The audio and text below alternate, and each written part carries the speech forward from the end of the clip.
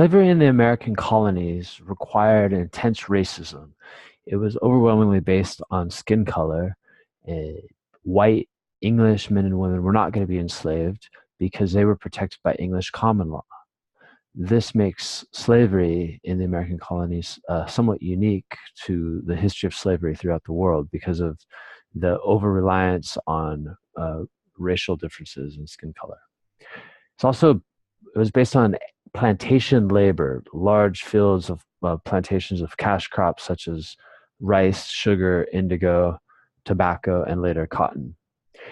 The solution to the labor shortage, especially in the 1700s, as indentured servitude started to fall out of favor, it began with sugar plantations, predominantly in the West Indies, as part of the British Empire, but it really started in mainland North America in the Chesapeake region with tobacco plantations. And remember, we've talked about initially indentured servants were working in the tobacco fields in the Chesapeake, but they were replaced by slaves coming from Africa after Bacon's Rebellion in 1676.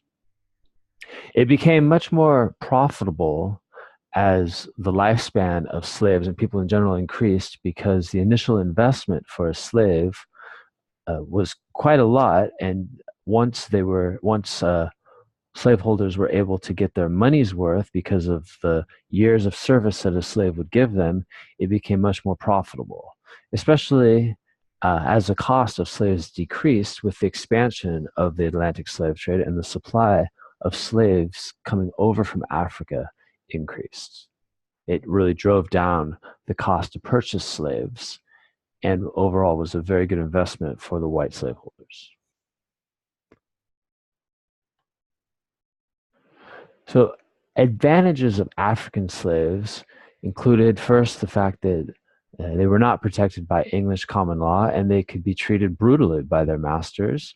They could be punished, and their rights in no way were ever protected.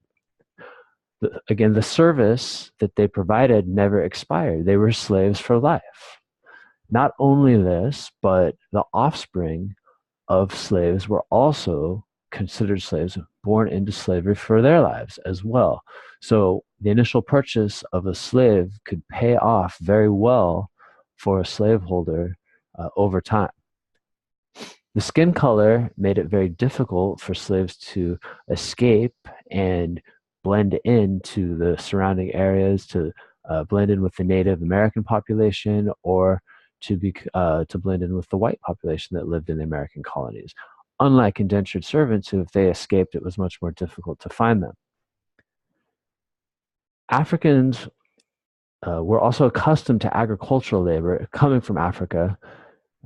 They weren't the slaves that were brought over generally came from agricultural societies, unlike a lot of the Native Americans that were living in North America, who were hunter gatherers and didn't have a lot of agriculture, although some certainly did.